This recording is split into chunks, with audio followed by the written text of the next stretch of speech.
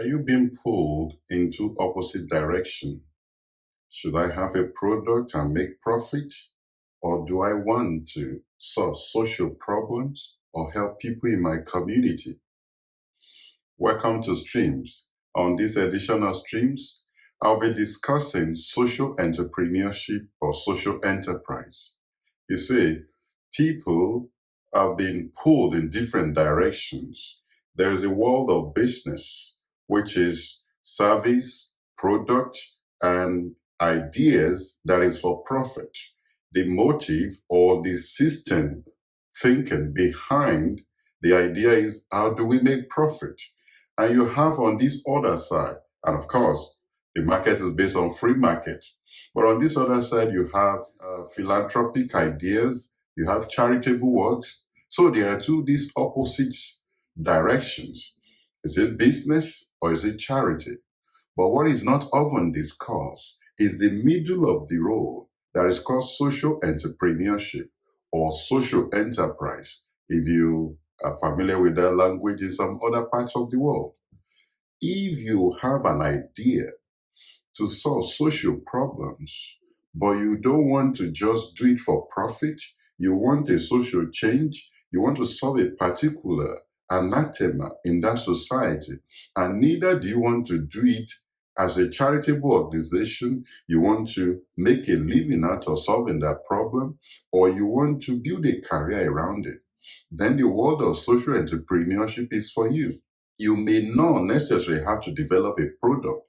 Take, for example, if you look at people that are upset with how to solve the problem of poor medical healthcare services in poor countries, and they are looking at charitable organizations that are not doing the job, but they are looking for a way to create a model that can be cheap, accessible to people. It doesn't rip them off. It's not thinking of profit, but giving them access. But at the same time, having qualified people, situating it in the middle where you can make it a sustainable enterprise, a sustainable business model that doesn't need to rely on benevolence, but the business itself generates enough money to sustain itself, make a tidy profit, and part of the profit are reinvested in dealing with all the social ills that gives back to the first problem in the first case. So there is room for people who do not want to follow the market-oriented entrepreneurship, or people who do not want to follow philanthropic or charitable organization model, for people to stand in the middle where they can combine the best of both worlds. Look at models and strategies that has worked in the market-oriented entrepreneurship and models that has worked in the charitable market, and be able to innovate and combine this hybrid of systems.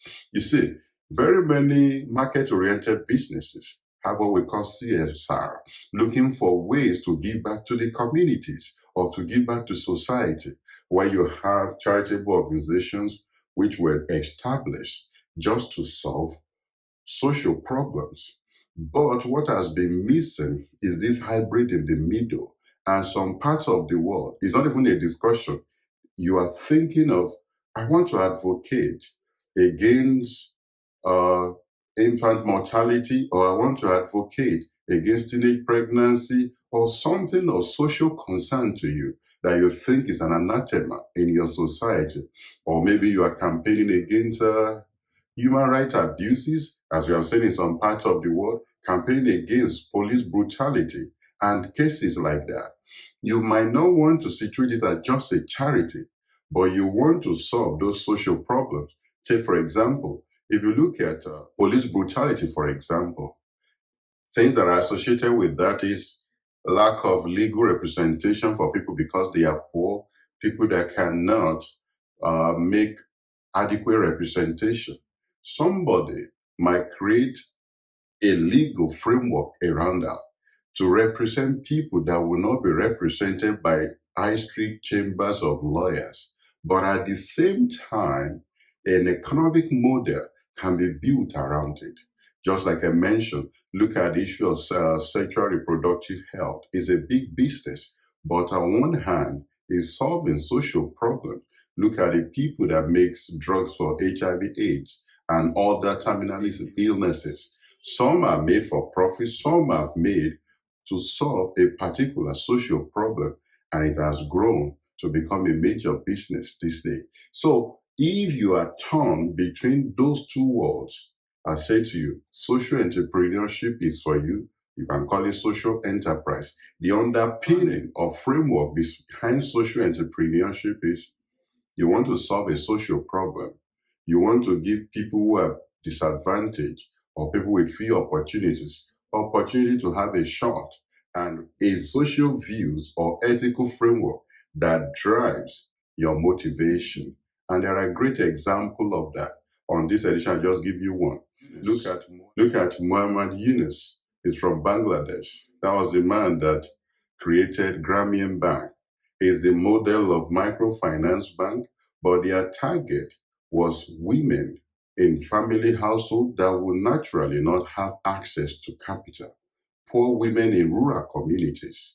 But that Grameen Bank has pulled a lot of women out of poverty, and as of today, that bank capitalization is about $7.8 billion. That's not pocket change. That's to tell you, you can create a social enterprise once you have a buy-in and you can grow it to become a strong model in solving social problems with good ethical framework, and it makes good tidy profit to sustain its workers, to pay for itself, and do more good in society. So if what you are looking at is something that is not product based, you are looking at an idea or a social heals or a social problem, a social change. What you need is to put a business model behind it.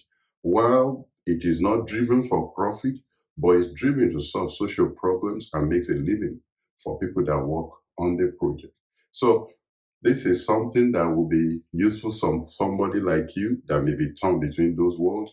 And if you have market-oriented businesses, you can create a social enterprise that is both serving a social cause, changing and responding to social problems, and as well sustainable as a model. I've seen people who created water projects in communities that business you would not even think of going.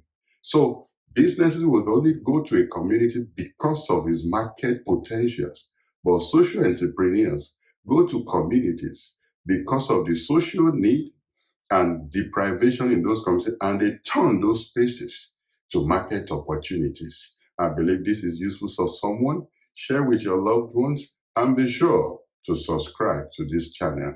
I'll see you on the next episode. Thank you, and bye for now.